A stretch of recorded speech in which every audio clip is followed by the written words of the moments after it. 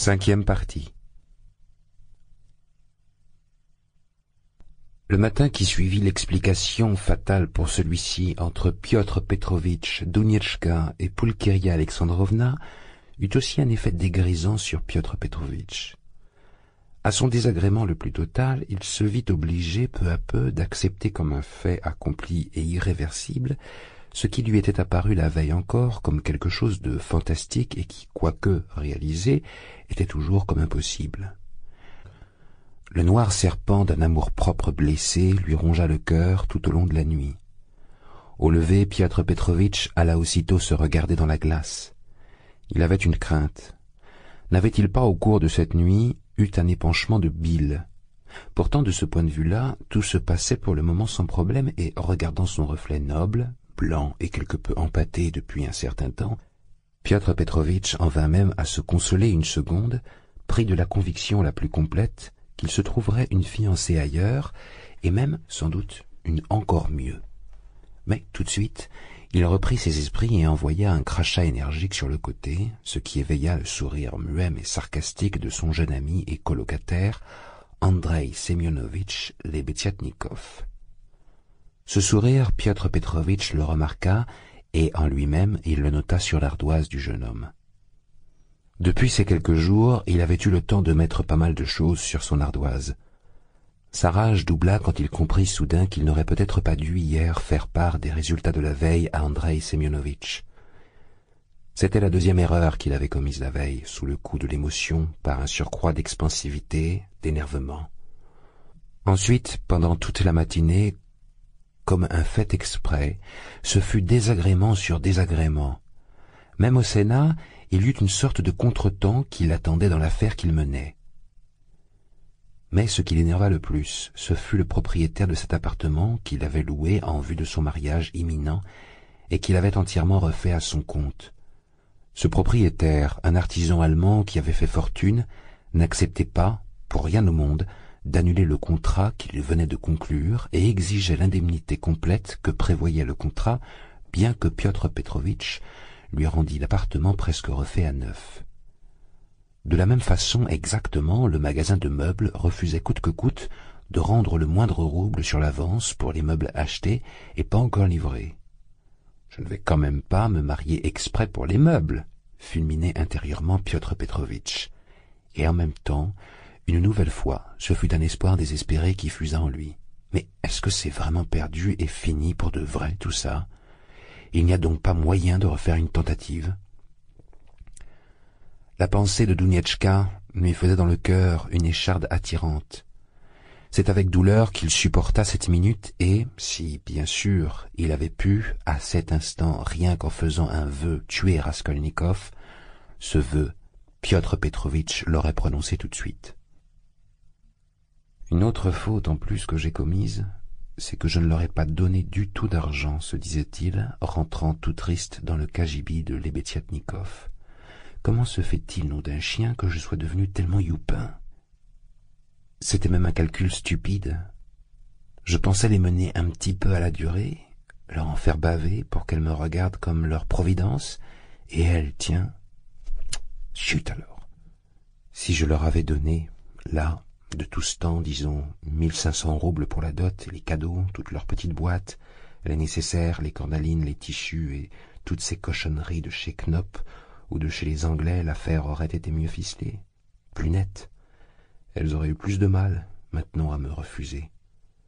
Ces dames-là, elles sont du genre à se dire que c'est un devoir de tout me rendre en cas de rupture, les cadeaux et l'argent, et le rendre, ça ferait peine et pas si simple. Et la conscience aussi qui chatouillerait.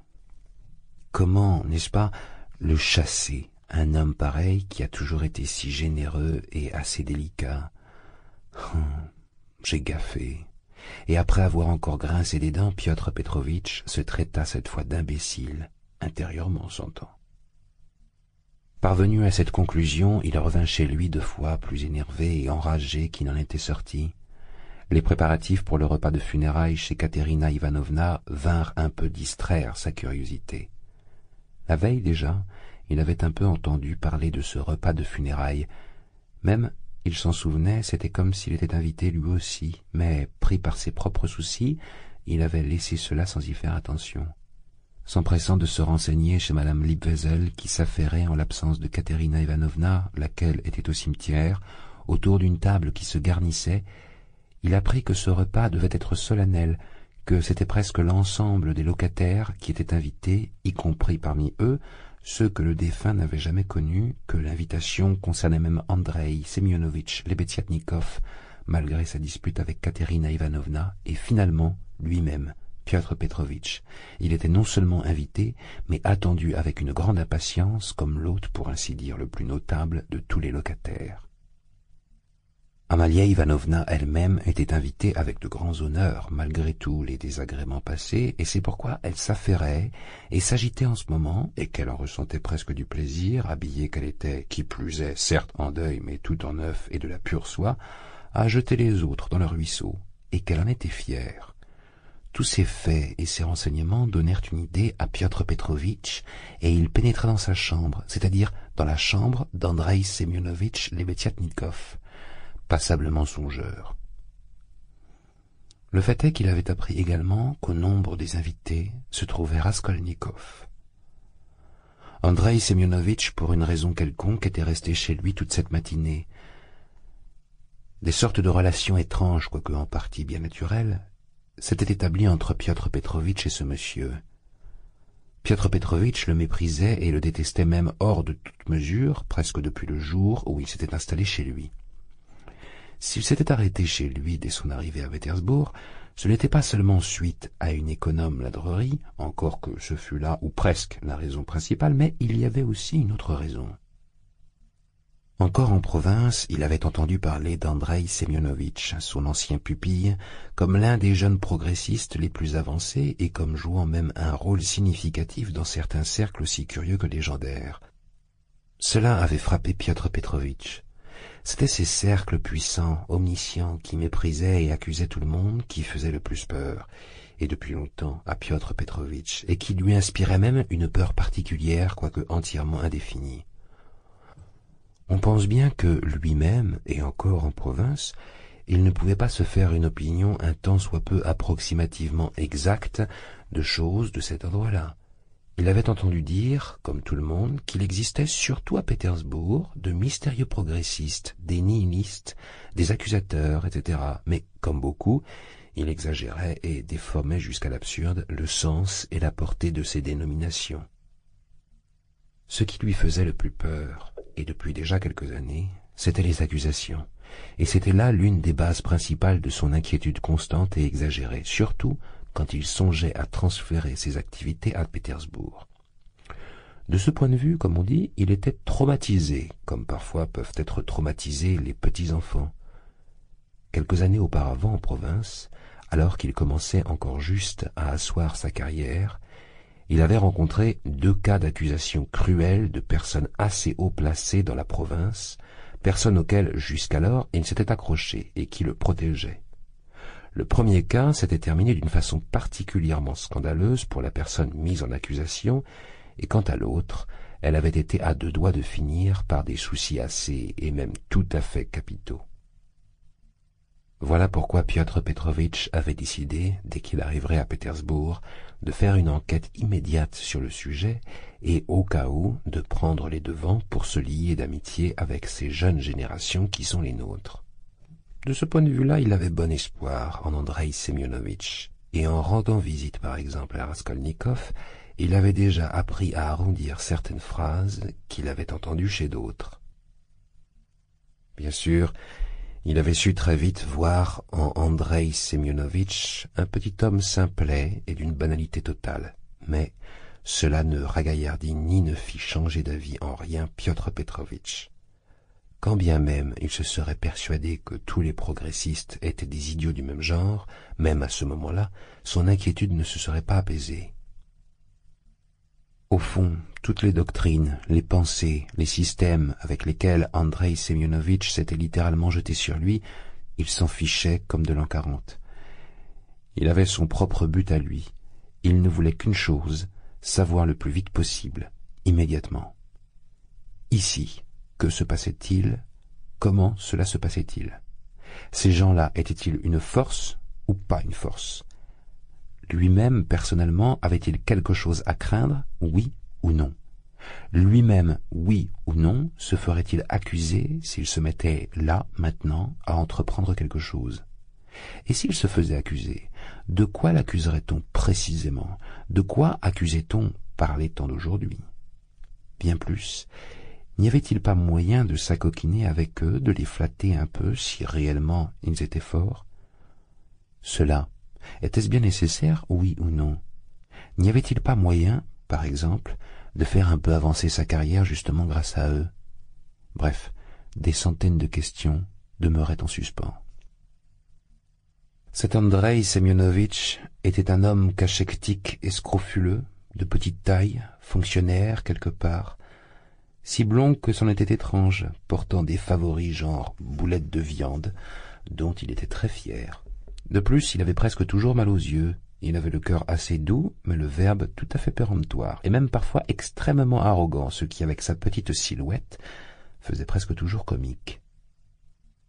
Chez Amalia Ivanovna, il passait du reste pour un locataire assez digne, dans le sens où il ne se saoulait pas et payait son loyer régulièrement. Malgré toutes ses qualités, Andreï Semyonovitch était de fait assez stupide. S'il avait adhéré au progrès et à ces jeunes générations qui sont les nôtres, c'était par passion. Il appartenait à cette légion innombrable et bigarrée d'êtres vulgaires, de petits avortons crevés et de crétins à demi instruits qui se collent en un clin d'œil au premier lieu commun en vogue pour le rendre encore plus vulgaire et caricaturer en un instant ce à quoi, quelquefois, il se dévoue le plus sincèrement du monde.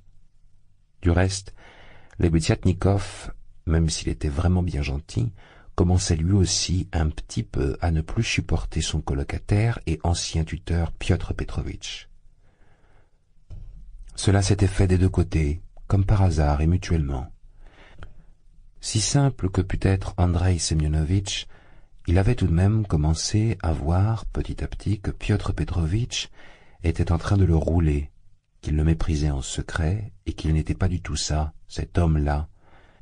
Il avait essayé de lui exposer le système de Fourier et la théorie de Darwin, mais Piotr Petrovitch, surtout ces derniers temps, s'était mis à écouter d'une façon comme vraiment trop sarcastique et dans les tout derniers temps, il se permettait même de l'injurier. Le fait est que lui-même, à son tour, par instinct, avait commencé à comprendre que Lebeziatnikov n'était pas seulement un petit homme banal et pas futé, mais qu'il était, si ça se trouvait, un petit menteur et même qu'il n'avait aucune relation un petit peu importante, fût-ce dans son cercle à lui, que c'était juste quelque chose qui le redisait de troisième main.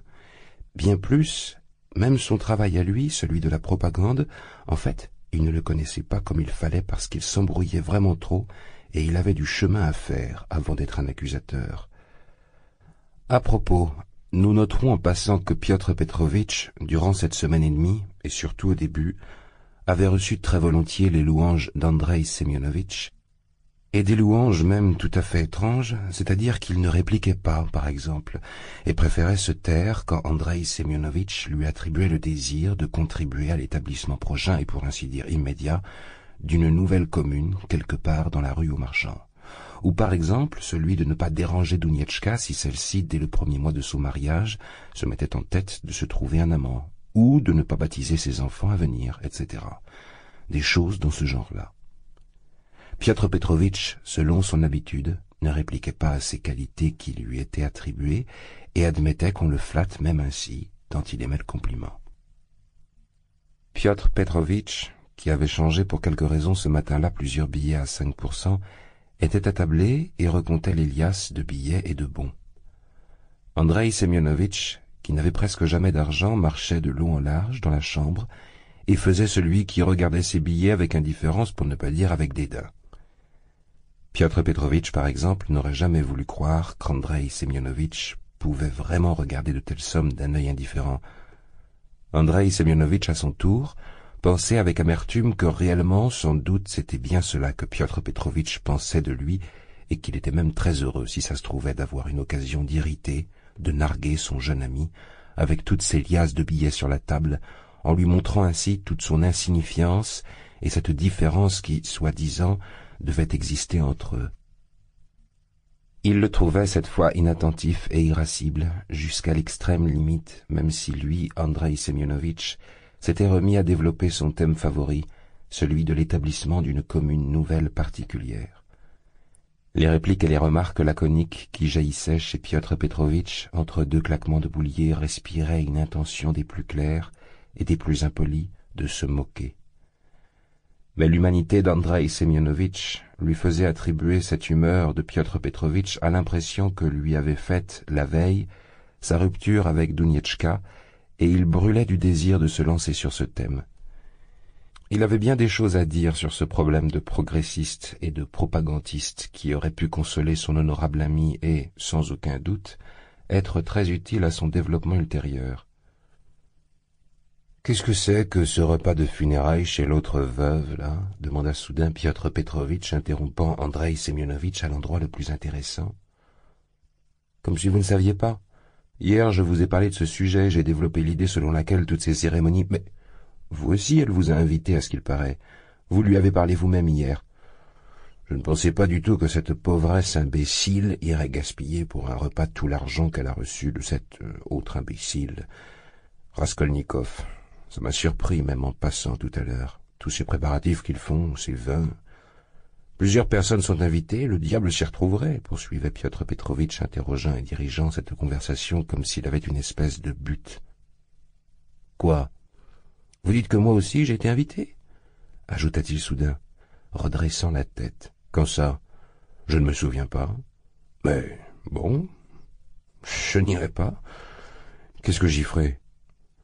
Je lui ai juste parlé hier en passant de la possibilité qu'elle avait en tant que veuve de fonctionnaire réduite à la misère de percevoir un salaire annuel sous forme de pension exceptionnelle. C'est pour ça qu'elle m'invite. Moi non plus, je n'ai pas l'intention d'y aller, dit Lebediatnikov. Je vous crois. Après l'avoir rossé personnellement, je comprends, on a honte. Qui a rossé? Et rossé qui? Fit soudain Lebediatnikov, tout remué et même en rougissant. Mais vous, Katerina Ivanovna, il y a un mois ou quoi? N'est-ce pas, on m'a tout raconté hier. Voilà ce que c'est, vos convictions? La question de la femme qui bat de l'aile? Et Piotr Petrovitch, comme consolé, se remit à faire claquer son boulier. C'est des bêtises, des calomnies, s'enflamma Lebediatnikov, qui avait une peur constante qu'on ne rappelle cette histoire. Ça ne s'est pas du tout passé comme ça, c'était autre chose. Vous avez mal entendu, des ragots. Moi je me suis juste défendu. C'est elle la première qui s'est jetée sur moi, les griffes en avant. Encore un peu, elle m'arrachait ma rouflaquette. Toute personne, j'espère, a le droit de défendre son intégrité physique. De plus, je ne permets à personne de me faire violence, par principe, parce que ça, c'est presque du despotisme. Qu'est-ce que j'aurais dû faire? Rester là sans bouger? Je l'ai juste repoussé. Continuait de rire méchamment Lougine. Si vous vous en permettez, c'est que vous-même vous êtes en colère, que vous êtes en rage. Mais ça, c'est des bêtises, et ça n'a rien à voir avec la question de la femme. Vous comprenez de travers. Moi, je me disais même que si l'on admet que la femme est entièrement l'égale de l'homme, y compris pour la force physique, j'en connais qui l'affirment, eh bien donc, là aussi, il doit y avoir égalité. Bon, je me suis dit après que cette question, au fond, ne devait pas se poser, parce que la bagarre ne devait pas exister, et que les cas de bagarre sont impensables dans la société future, et que c'est étrange, bien sûr, de chercher l'égalité dans la bagarre. Je ne suis pas si bête. Encore que la bagarre, bon, elle existe. C'est-à-dire, après, elle n'existera plus, mais pour l'instant encore, oui, elle existe. Ah, zut, on s'embrouille avec vous. Ce n'est pas à cause de cette histoire pénible que je n'irai pas au repas de funérailles, c'est simplement par principe que je n'irai pas, pour ne pas participer à cet abject préjugé du repas de funérailles, voilà pourquoi. Remarquez, on peut y aller aussi, juste pour rire. Dommage qu'il n'y a pas de pop, sinon c'est sûr j'y serais allé. C'est-à-dire, profiter du pain d'autrui et tout de suite lui cracher dessus sur le pain, et sur ceux qui vous l'offrent, c'est ça? Non, pas cracher du tout, protester. C'est avec un but utile. Je peux indirectement favoriser le développement et la propagande. Tout homme a le devoir de développer et de faire la propagande, et peut-être, plus c'est violent, mieux ça vaut. Je peux lancer une idée, une graine. De cette graine germera un fait. En quoi je les offense? Ils commenceront par se sentir offensés, et après, ils verront bien eux-mêmes que je leur ai été utile. Tenez, chez nous, on a accusé Terebieva. Elle vit dans la commune maintenant, de ce que, le jour où elle a quitté sa famille et qu'elle s'est donnée, elle a écrit à sa mère et son père qu'elle ne voulait plus vivre parmi les préjugés et qu'elle entrait en mariage civil, et que c'était soi-disant trop violent pour ses parents. Je veux dire qu'il aurait fallu les épargner, écrire plus gentiment. À mon avis, tout ça, c'est des bêtises. Ce n'est pas plus gentiment qu'il fallait. Au contraire, c'est là qu'il fallait protester. Tenez, Varens a vécu 7 ans avec son mari. Elle a abandonné ses 2 enfants. Elle a tout balancé d'un coup à son mari dans une lettre. J'ai pris conscience que je ne pouvais pas être heureuse avec vous. Je ne vous pardonnerai jamais de m'avoir trompée en m'ayant caché qu'il existait une autre organisation de la société au moyen des communes. Je l'ai appris récemment grâce à un homme généreux auquel je me suis donné, et je m'institue en commune avec lui. Je le dis franchement, car je considère comme malhonnête de vous tromper. Restez comme vous voulez, n'espérez pas me faire revenir, vous êtes trop en retard, je vous souhaite d'être heureux. Voilà comment il faut écrire ce genre de lettre. Cette de Terebieva, c'est celle-là même dont vous me disiez qu'elle en était déjà à son 3e mariage civil? Seulement à son 2e, si on y regarde de près. Mais ça aurait pu être le 4e, ça aurait pu être le 15e, tout ça, c'est des bêtises. Si j'ai jamais regretté que mes 2 parents soient morts, je peux vous le dire, c'est aujourd'hui. Plusieurs fois même j'ai rêvé, s'ils étaient encore vivants, comment je leur aurais jeté ma protestation à la figure. Je me serais arrangé, exprès. Qu'est-ce que ça peut faire? Je ne sais pas. Un homme sans famille, zut enfin. Je leur aurais montré. Dommage vraiment que je n'ai plus personne. Pour les étonner, vous voulez dire?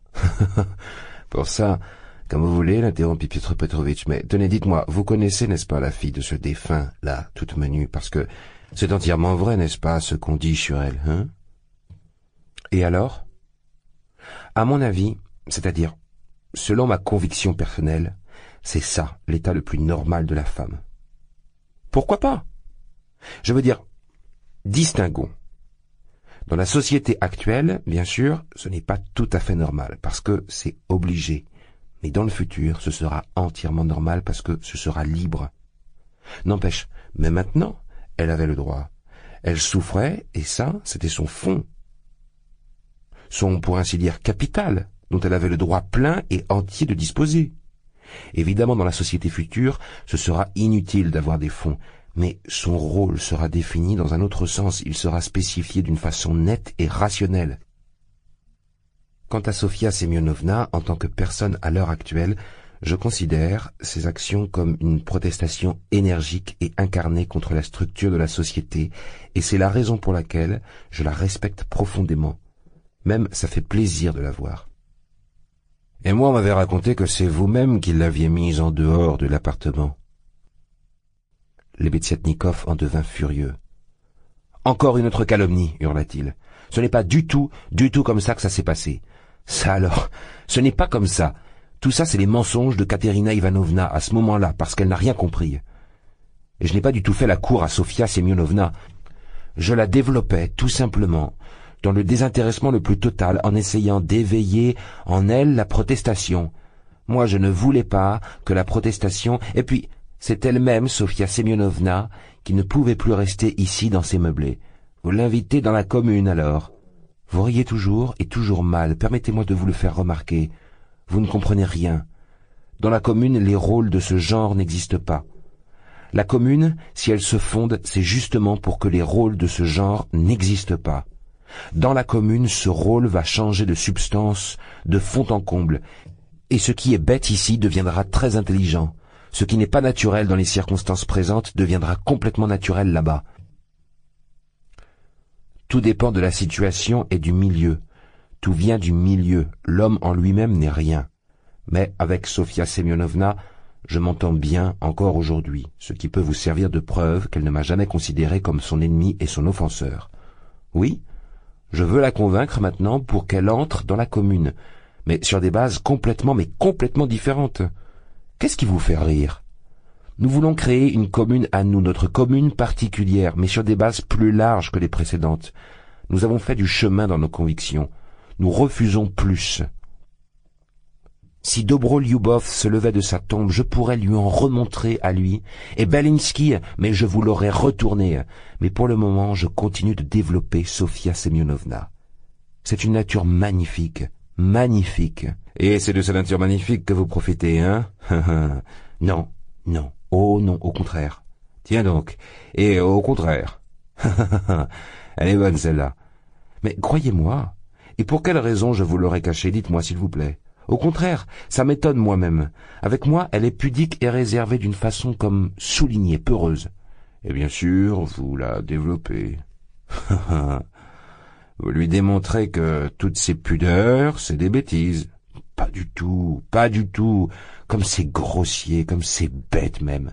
Pardonnez-moi, votre conception du développement. Vous ne comprenez rien du tout. Oh, mon Dieu, comme vous n'êtes encore pas prêt. Nous cherchons la liberté de la femme. Et vous ne pensez qu'à une chose.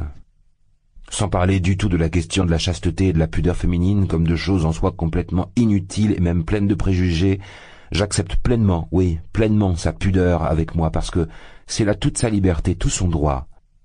Il va de soi que si elle me disait elle-même « je veux t'avoir », moi je prendrais ça pour une grande chance parce que, de fait, cette jeune fille est loin de me déplaire. Mais maintenant, du moins, ça va de soi. Personne jamais ne s'est adressé à elle avec plus de politesse et de déférence que moi, avec plus de respect pour ses mérites. J'attends, et j'espère. Un point c'est tout. Vous feriez mieux de lui offrir quelque chose, ma main au feu que ça, vous n'y avez pas encore pensé. Vous ne comprenez rien à rien, je vous ai dit. Bien sûr, elle est dans cette situation, mais c'est une autre question. Oui, une question tout autre. Vous la méprisez, tout simplement. Vous voyez un fait que, par erreur, vous jugez digne de mépris, et vous refusez à un être humain le droit à un regard humain. Vous ne savez pas encore ce que c'est comme nature. Ce qui me fait beaucoup de peine seulement, c'est que ces derniers temps, je ne sais pas, elle a complètement cessé de lire. Elle ne m'emprunte plus de livres. Avant, elle le faisait. Dommage aussi qu'avec toute son énergie et sa résolution à protester, qu'elle a déjà prouvé une fois, c'est comme si elle avait encore très peu d'autonomie, pour ainsi dire, d'indépendance, trop peu de négation pour s'extirper complètement de certains préjugés et de certaines bêtises. Pourtant, il y a certaines questions qu'elle comprend parfaitement. Elle a compris, par exemple, d'une façon formidable, la question du baise-main. C'est-à-dire que l'homme humilie la femme par l'inégalité quand il lui baise la main. Cette question, nous l'avons débattue chez nous, et moi, je l'ai mise au courant tout de suite. Les associations des ouvriers en France, ça aussi, elle a écouté très attentivement. En ce moment, je lui explique la question de l'entrée libre dans les chambres dans la société future. Qu'est-ce que c'est que ça? Nous avons débattu de cette question ces derniers temps. Un membre de la commune a-t-il le droit d'entrer dans la chambre d'un autre membre de la commune, que ce soit un homme ou une femme, et ce, n'importe quand? Bon, et nous avons décidé que oui. Et si, à cet instant, il ou elle se trouve pris par des besoins indispensables? Andreï Semyonovitch piqua une colère. Mais vous ne parlez que de ça? De ces maudits besoins? S'écria-t-il avec haine. Zut alors! Comme j'enrage et comme je regrette de vous avoir parlé de ces maudits besoins trop tôt quand je vous expliquais tout le système, nom d'un chien. Et le pire est qu'ils ont fait des gorges chaudes avant d'avoir compris ce que c'était. Et vrai, comme s'ils avaient raison, comme s'ils en étaient fiers. Zut! J'ai affirmé plusieurs fois que toute cette question ne pouvait être exposée au nouveau qu'à la toute fin, quand on est convaincu du système, quand la personne est déjà développée et mise sur la voie. Et puis, dites-moi s'il vous plaît, que trouvez-vous de honteux et de méprisable, ne serait-ce même que dans les fosses à ordures? Moi le premier, oui, moi, je suis prêt à nettoyer toutes les fosses à ordures que vous voulez. Il n'y aurait là de ma part même aucun sacrifice. C'est tout simplement un travail. Une activité noble et utile pour la société qui vaut n'importe quelle autre et qui se place beaucoup plus haut à coup sûr que l'activité d'un quelconque Raphaël ou d'un Pouchkine parce qu'elle est plus utile. Et plus noble. Plus noble. Qu'est-ce que ça veut dire, noble? Je ne comprends pas ces expressions dans le sens de la définition de l'activité humaine, plus noble, plus généreux. Tout ça, ce sont des bêtises, des absurdités, des mots qui désignent des vieux préjugés que moi, je nie. Est noble tout ce qui est utile à l'homme. Je ne comprends qu'un seul mot, le mot utile. Vous pouvez rire en douce, mais c'est un fait. Piotr Petrovitch riait beaucoup, Il avait fini de compter et avait caché son argent. Du reste, une partie, pour une raison quelconque, restait encore sur la table. Cette question des fosses à ordures avait déjà servi plusieurs fois, malgré toute sa vulgarité, de prétexte à dispute et à désaccord entre Piotr Petrovitch et son jeune ami. Toute la bêtise consistait en ceci qu'Andreï Semyonovitch se mettait vraiment en colère. Longine, lui, se délaçait et à la minute présente, il avait une envie toute spéciale de faire enrager les Betiatnikov. « C'est votre échec d'hier qui vous rend si méchant et si hargneux, » finit par lâcher les Betiatnikov, qui, d'une manière générale, malgré toute son indépendance et ses protestations, n'osait pas trop s'opposer à Piotr Petrovitch et continuait d'observer à son égard cette sorte de révérence habituelle qui lui venait de l'ancien temps. « Dites-moi plutôt, vous, » l'interrompit avec dépit et dédain Piotr Petrovitch, « est-ce que vous pourriez, ou pour mieux dire, est-ce que vous êtes en si bons termes avec la jeune personne susmentionnée que vous puissiez lui demander tout de suite de venir ici, dans cette chambre pour une minute? Je crois qu'ils sont déjà rentrés là-bas du cimetière. J'entendais pas en remue-ménage. J'aurais besoin de la voir, n'est-ce pas, cette personne? »« Pourquoi ?» demanda non sans étonnement les Betiatnikov. « Comme ça. J'en ai besoin. Aujourd'hui ou demain, je déménage et donc je voudrais lui faire savoir. Remarquez, restez présent pendant que je lui explique, c'est d'autant mieux parce que, je parie, vous allez penser Dieu sait quoi. Je ne penserai rien du tout. J'ai demandé ça comme ça. Si vous avez quelque chose à lui dire, il n'y a rien de plus simple que de l'appeler. J'y vais tout de suite, et vous pouvez être sûr que je ne dérangerai pas. » De fait, 5 minutes plus tard, les Betiatnikov étaient de retour avec Sonietchka. Celle-ci entra, extrêmement étonnée, et comme à son habitude, prise de peur. Elle avait toujours peur dans ce genre de situation. Elle craignait toujours les nouvelles personnes, les nouvelles connaissances. Elle avait déjà peur avant, quand elle était petite, et maintenant, bien plus. Piotr Petrovitch l'accueillit d'une façon prévenante et polie, avec, du reste, une certaine nuance de familiarité joyeuse, décente, du reste, d'après Piotr Petrovitch, pour un homme digne et grave comme lui par rapport à un être aussi jeune et, dans un certain sens, aussi intéressant.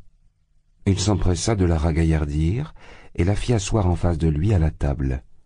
Sonia s'assit, regarda autour d'elle, vit les Betiatnikov, l'argent oublié sur la table, puis de nouveau, soudain Piotr Petrovitch, et elle ne le quitta plus des yeux comme si elle lui était enchaînée.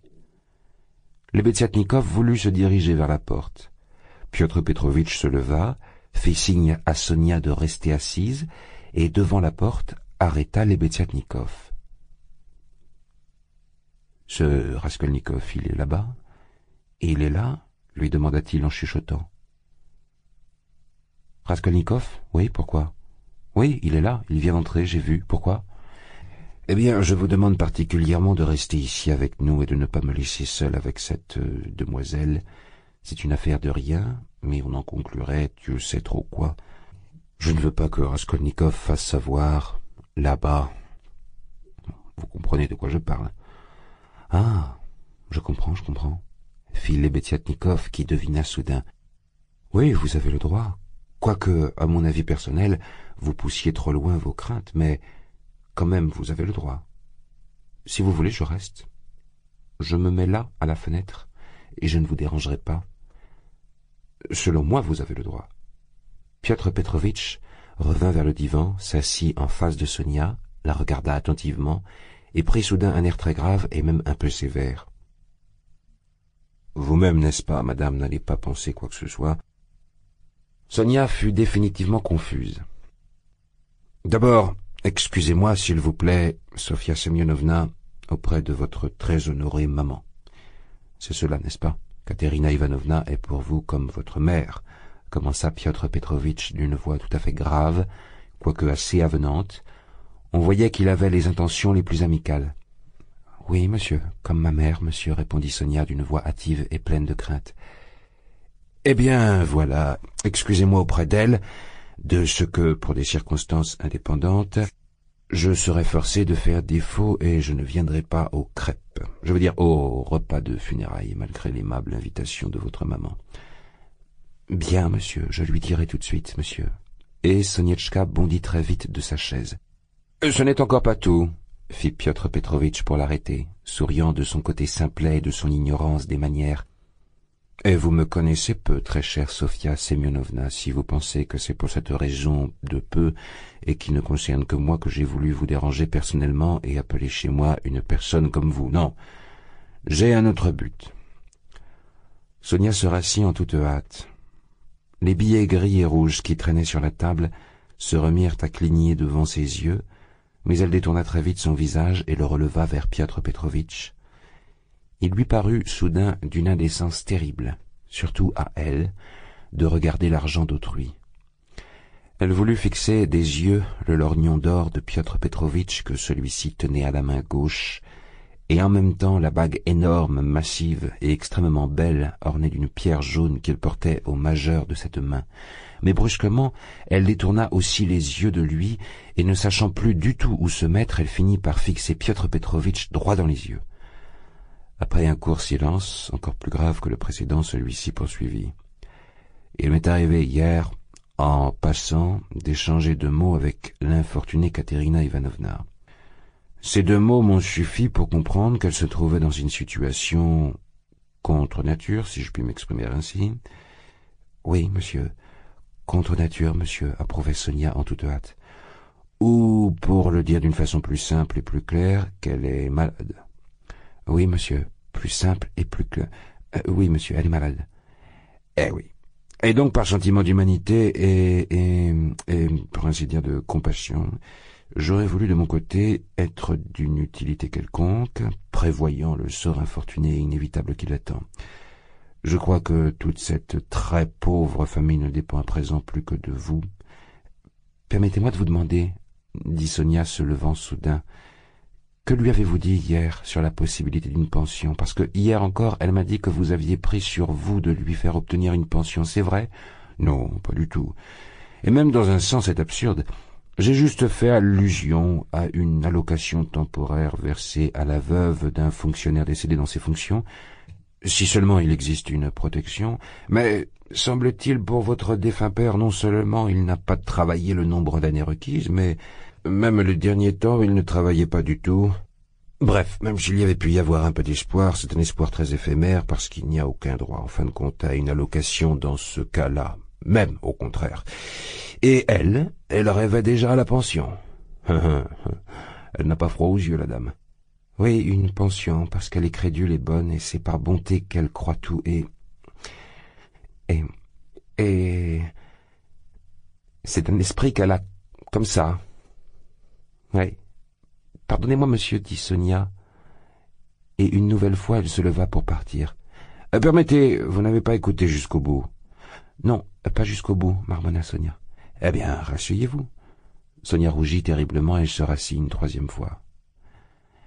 Voyant cette situation qui est la sienne avec ces infortunés bambins, je souhaiterais, comme je vous l'ai déjà dit, être utile en quelque chose dans la mesure de mes moyens, c'est-à-dire justement dans la mesure de mes moyens, pas plus.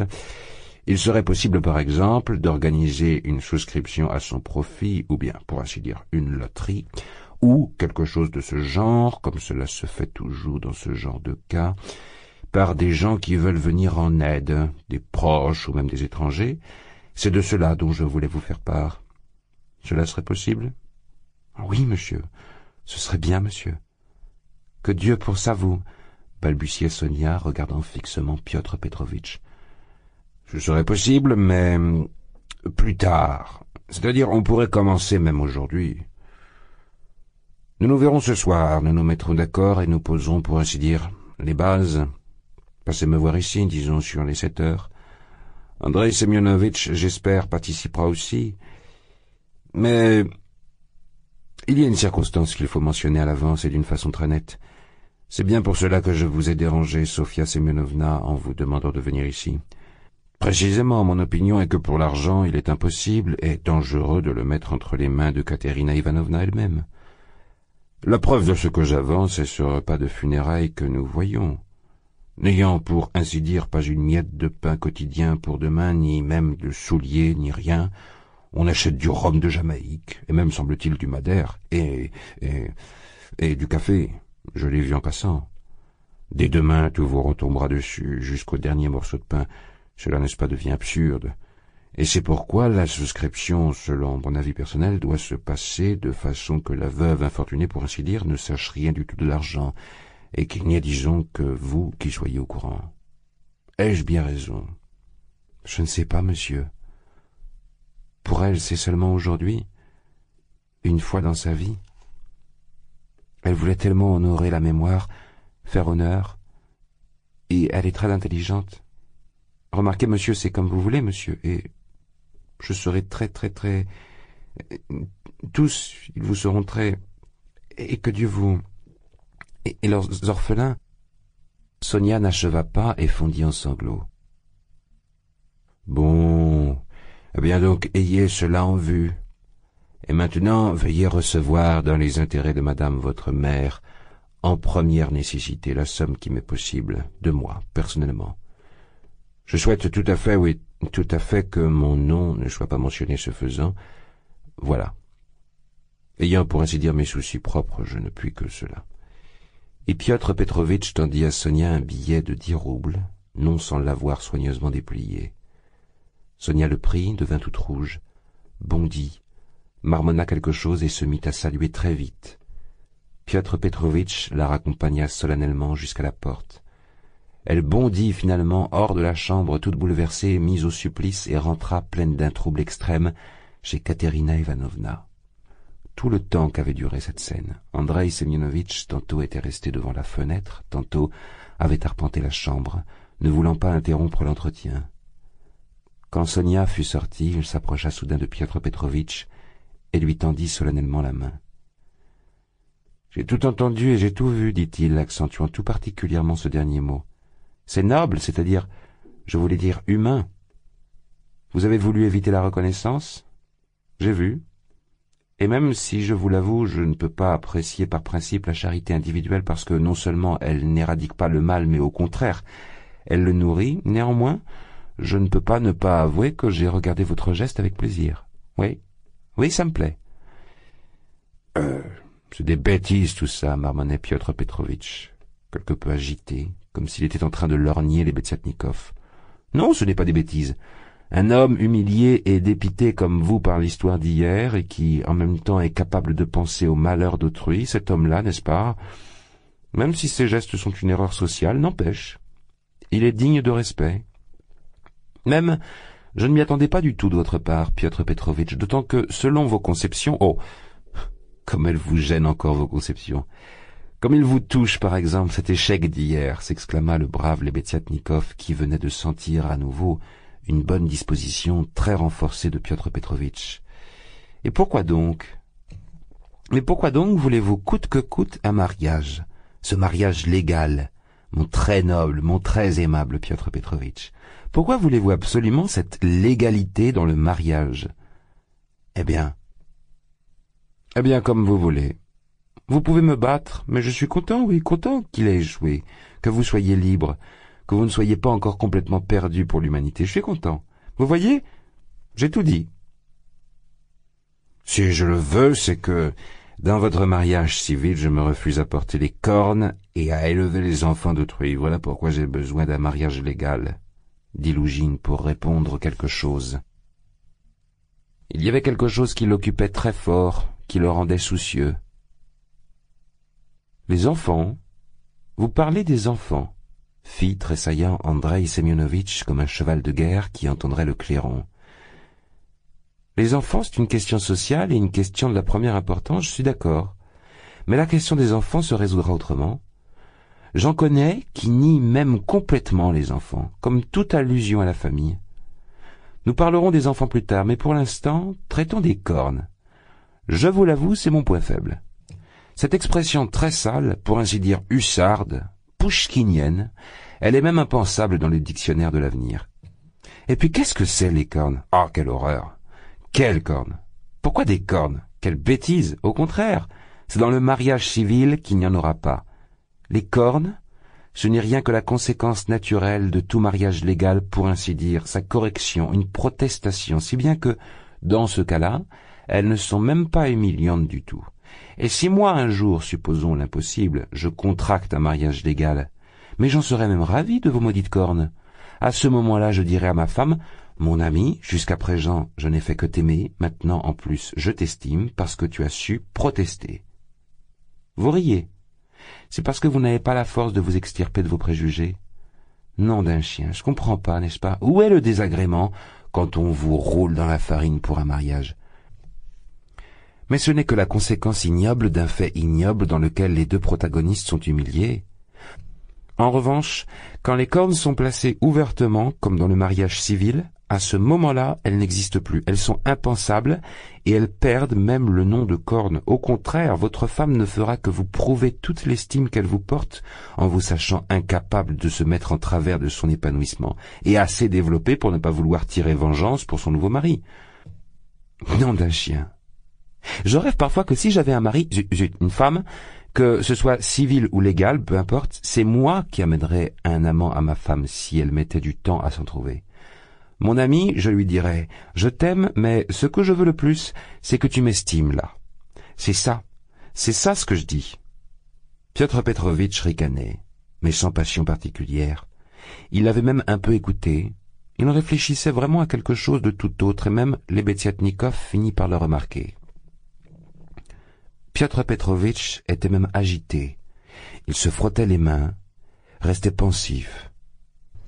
Tout cela, par la suite, Andreï Semyonovitch le comprit et s'en souvint.